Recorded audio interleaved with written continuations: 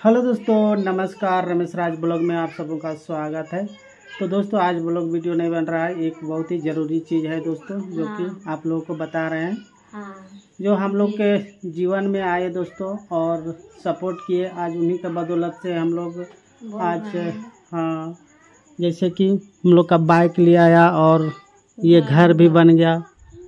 ये घर से पहले दोस्तों हम लोग का पूरा झोपड़ी था, ऊपर में पूरा। पिछला वीडियो देखिएगा तो आप लोगों को पता चल जाएगा कि कैसे हम लोग रहा करते थे। सबसे शुरुआत वाला बहुत ही दुखित जीवन था दोस्तों। और आज आंटी अंकल के वजह से हम लोगों का घर भी बन गया और बाइक भी आ गया। और जितने भी यूट्यूब फैमिली है दोस्तों, सभी कुछ ना कुछ सपोर्ट किए हुए हैं। सभी को दिल से धन्यवाद करते हैं। आगे भी इसी तरह से प्यार सपोर्ट देते रहिएगा ताकि हमारा जीवन आगे जाके थोड़ा बेहतर बन सके। अच्छा होगा। और तो आंटी अंकल दोस्तों बहुत ही हम लोग को सपोर्ट किए हुए हैं। और उन लोग कहाँ के रहने वाले हैं, चलिए आप लोग को बताते हैं दोस्तों। उन लोग गुजरात के रहने वाले हैं और फिलहाल में अभी रह रहे हैं ये कहाँ, अमेरिका में। अमेरिका में उन लोग हैं, गुजरात के रहने वाले लेकिन अमेरिका में बसे हुए हैं और वहीं रह रहे हैं अभी। तो दोस्तों आंटी अंकल ने इंडिया में ज़मीन खरीदे हैं वहाँ गुजरात में। तो दोस्तों लेन देन करने वाले अच्छे हैं, लेकिन साइड से कोई ऐसा इंसान जो कि उन लोग को आंटी अंकल को केस कर दिए है। तो ऐसा नहीं करना चाहिए दोस्तों, क्योंकि लेन देन करने वाला अच्छा है तो फिर दूसरे का क्या प्रॉब्लम है। इस घर में दोस्तों जितना भी खर्च लगा है सभी कुछ आंटी अंकल ने दिए हुए हैं। ये दरवाज़ा, इधर खिड़की वगैरह, जितना पेंट पचौड़ा, जितना भी कुछ किए हैं सब आंटी अंकल के वजह से। और यूट्यूब फैमिली भी सपोर्ट किए हुए हैं वो चीज़ से।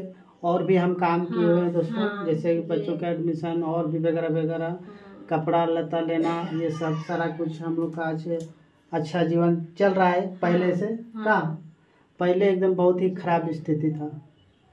और इधर खाना बनाते हैं, इधर से पानी चू रहा था तो एक थोड़ा सा खाली चूल्हा में नहीं चुता और उसी में बनाए और इधर घुसाए बना के इधर घुसाते थे। ये देखिए अंदर में अभी भी काला काला पड़ा हुआ है। और उन लोग का ये प्रॉब्लम जल्दी सॉल्व हो जाए, हम लोग ये दुआ करते हैं का। तो दोस्तों आंटी अंकल का ये समस्या जल्दी सॉल्व हो जाए। हम लोग एकदम बहुत ही चिंता में का कि ऐसा नहीं होना चाहिए। कितना अच्छे आदमी कितने लोगों को सपोर्ट किए और करते ही आ रहे हैं। और हम लोग को नहीं, हमारे जैसा बहुत से सारे लोगों को सपोर्ट किए हुए हैं का। इसलिए उन लोग को जल्दी ये जो केस किए हुए हैं इसका छानबीन करें और जल्दी उन लोग को न्याय मिले। और एक वीडियो है दोस्तों, वो वीडियो तो नहीं समझ में आता है लेकिन आंटी अंकल ने भेज दिए। चलिए आप लोगों को वीडियो दिखाते हैं। नमस्कार मित्रों, आज रोज एक जमीनનો વિવાદ આવ્યો છે ખંભાત તાલુકાની અંદર આવેલો કાણીસા ગામ, જ્યાં કાણીસા ગામની અંદર જમીન ખોટી રીતે પચાવી પાડવાનો કારસો રચવામાં આવ્યો હોવાનું જાણવા મળેલ છે। જે બાબતે અરજદાર દ્વારા વારંવાર પોલીસ સ્ટેશનમાં રજૂઆત કરવા છતાં અને જે ઓરિજિનલ જે ડોક્યુમેન્ટ છે એ ડોક્યુમેન્ટના પુરાવા સહિત ફરિયાદ કરવા છતાં પણ કોઈ પણ જાતની કાર્યવાહી કરવામાં આવતી નથી। પોલીસ આ વ્યક્તિ આ જે પરિવાર છે એ 2015થી ન્યાય માટે તરસી રહ્યો છે, પરંતુ આ પરિવારને હજી સુધી ન્યાય મળતો નથી। અને સામેવાળાનાઓ ખોટી જે ફરિયાદો છે એ એફઆઈઆર દાખલ કરાવડાવે છે અને એફઆઈઆર દાખલ કરાવીને જમીન પચાવી પાડવાનો કારસો રચ્યો હોવાનું જાણવા મળેલ છે। તે બાબતે આપણે જે ભોગ બનનારા છે એમના જે પરિવાર છે એમના સાથે સીધી રીતે વાત કરીશું। જી આપનું નામ અને પરિચય? ચૌહાણ મનુભાઈ ભૂપતભાઈ, કાણીસા।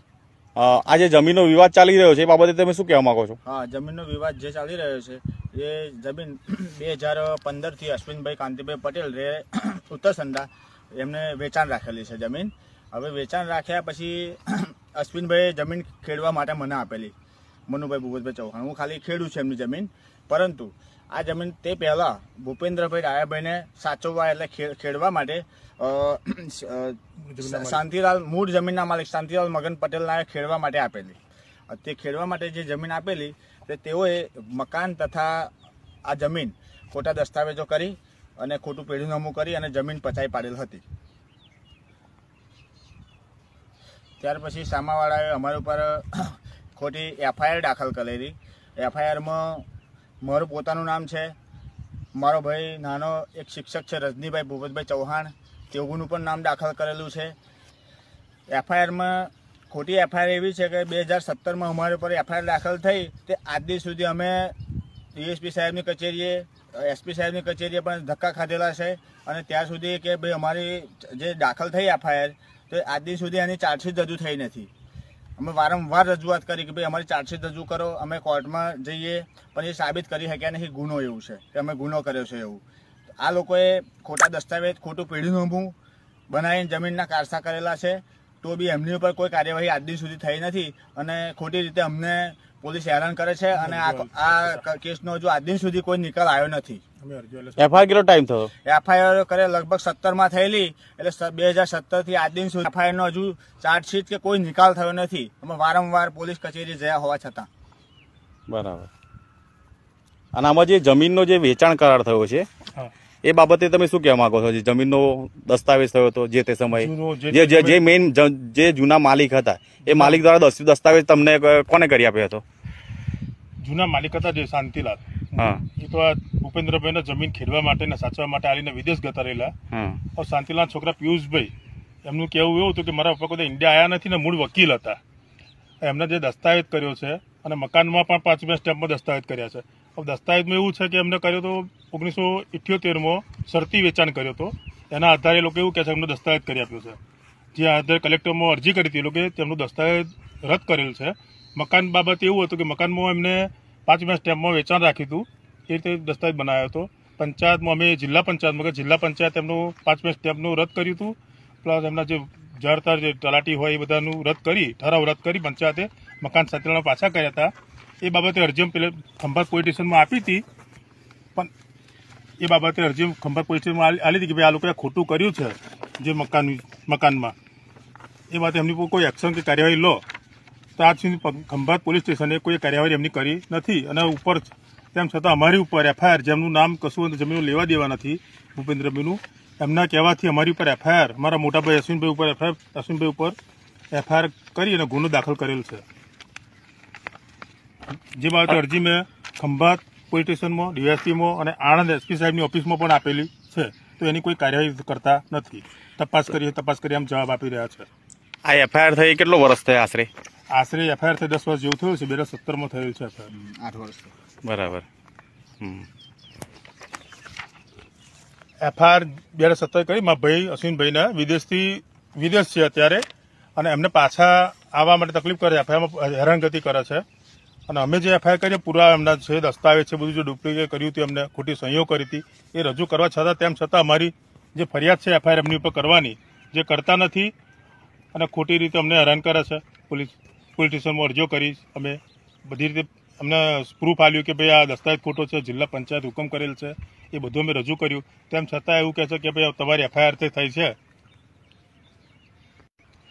અમારી પર FIR એવું કરી છે ભૂપેન્દ્રભાઈ, જે એનું નામ જમીનમાં નામ નથી કે મકાનમાં નામ, ઉપરથી એમને ખોટું કર્યું છે. તો અમે અરજી કરી કે એ લોકો પર FIR કેમ નથી કરતા?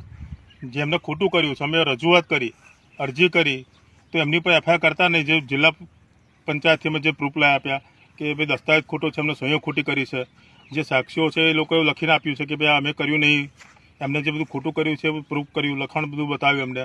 તો પોલીસવાળાને અમે અરજી કરી હતી, તો એવું કે તપાસ ચાલુ છે, FIR ના થાય, આમ ના થાય, એવું ખોટા બહાના બતાવે છે અને કોઈ FIR કરતા નથી. તમારી પાસે જિલ્લા કલેક્ટરનો કોઈ હુકમ હોય, અરજી કરી હોય એવું કઈ છે? બતાવો. જિલ્લા પંચાયત હુકમ છે, હુકમ નંબર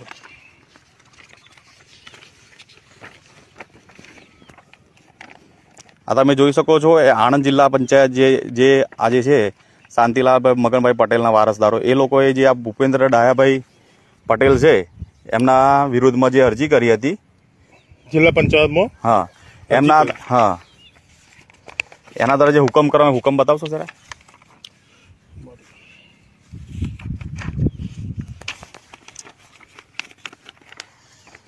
હુકમ કર્યો તો લેખિત અને મૌખિક એ લોકોએ જે અરજી કરી હતી, બરાબર? વિવાદીની અરજીના ગ્રાહ્ય રાખી પંચાયત કાણીસાની 28 સેકન્ડની સામાન્ય સભાના ઠરાવ જે કરીને દસ્તાવેજ કરવા તે તમામ રદ કરવામાં આવ્યા હતા. એમના જે દસ્તાવેજ ખોટા કર્યા તે રદ કર્યા હતા જિલ્લા પંચાયત. એ બાબતે અમે પોલીસ સ્ટેશનમાં અરજી કરી હતી કે આ લોકોએ ખોટું કર્યું છે. હા, જિલ્લા કલેક્ટર સાહેબનો બી હુકમ હશે ને તમારી પાસે? જિલ્લા કલેક્ટર સાહેબનો પણ હુકમ છે કે અમને જે દસ્તાવેજ કર્યો હતો 1978માં એ પણ ખોટો છે અને એ રદ થયેલો છે.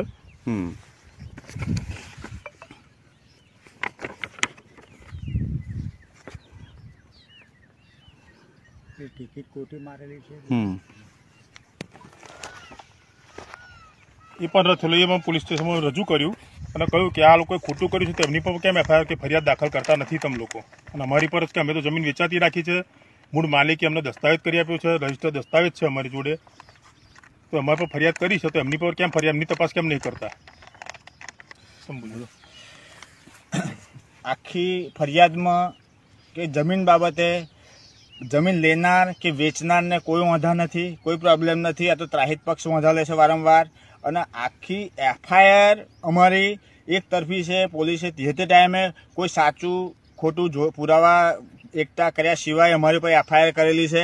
એટલે તે જે તે ટાઈમે પણ પોલીસે ન્યાય કર્યો નથી અમારી ઉપર. અને વારંવાર રજૂઆત કરવા છતાં આજ દિન સુધી 8 વર્ષ થયા તોય સદર મેટરની કોઈ ચાર્જશીટ રજૂ નથી થઈ કે રજૂ કરી શક્યા નથી. તો આ બાબતથી તમે સ્પષ્ટ થઈ જ આવે છે કે તદ્દન જે તે ટાઈમે પોલીસે પૈસા લઈને એફઆઈઆર કરેલી છે. આવું સાબિત થાય છે આ બાબતે. સમગ્ર મેટરમાં અમે રજૂઆત પુરાવા રજૂ કરેલા છે કે ભાઈ આ લોકોએ પેઢીનામાં ખોટા દાખલ કર્યા છે, ખોટા દસ્તાવેજો કર્યા છે. 200 રૂપિયાના સ્ટેમ્પ ઉપર શરતી દસ્તાવેજ કરેલો છે, એ પણ કોર્ટે ના મંજૂર કર્યો છે, એનો હુકમ રજૂ કર્યો છે. પ્લસ અમારા જે મકાન છે એમાં ખોટા સાક્ષીના નિવેદન લીધેલા છે, ખોટા સાક્ષી એમને ઊભા કરેલા છે. એ સદર મેટર ઊભી કરીને એકઠું કરીને જિલ્લા પંચાયત મકાનને મૂકેલું છે. એ જિલ્લા પંચાયતે ચાલતા સદર ઠરાવ રદ કર્યા છે. એ પણ અમે હુકમ સાહેબને રજૂ કર્યા છે કે ભાઈ આ મકાન પણ ખોટા જે તે ટાઈમે એમને નામે કરી લીધા હતા. એ જિલ્લા પંચાયતે એ હુકમ એમના ઠરાવ રદ કર્યા છે ગ્રામ પંચાયતે. આ બધું એકઠું કરીને બતાવવા છતાં આજ દિન સુધી અમારી કોઈ મેટર કોઈ પોલીસે કાર્યવાહી નહીં કરી, અમને સાંભળ્યા નથી. એમના ખોટા દસ્તાવેજો લઈને ખોટું પેલી એ કરીને ઉડતા અમારી ઉપર ખોટી એફઆઈઆર ચાલુ કરી છે. આજ દિન સુધી 10 વર્ષ થયા તો આનો કોઈ નિકાલ આવ્યો નથી હજુ. અમે સાચા હોવા છતાં કોઈ અમને ન્યાય મળ્યો નથી. વેચનારને વાંધો નથી, નહીં આપનારને વાંધો. આ તો વાંધો ત્રાહિત પક્ષ લે છે. तो दोस्तों वीडियो देख लिए और ये वीडियो आप लोग ज़्यादा से ज़्यादा लोगों तक शेयर कीजिएगा दोस्तों, क्योंकि इस तरह से आंटी अंकल को झूठा आरोप लगा के और उन लोग को फंसा रहे हैं. तो ये उन लोग का कितना अच्छा आदमी है कि कितना आदमी के कितना लोगों को हेल्प कर रहे हैं. और हम लोग को भी हेल्प किए. इसीलिए सोच रहे हैं कि हम लोग को भी चिंता हो गया. इतना अच्छे आदमी को झूठा आरोप लगा के फंसाना नहीं चाहिए. तो आंटी अंकल को जल्द ही ये चीज़ से छुटकारा मिले, हम लोग यही दुआ करते हैं.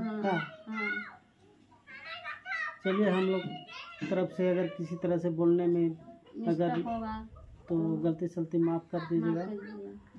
चलिए दोस्तों, फिर मिलते हैं किसी नेक्स्ट ब्लॉग में. करते के लिए बाय बाय.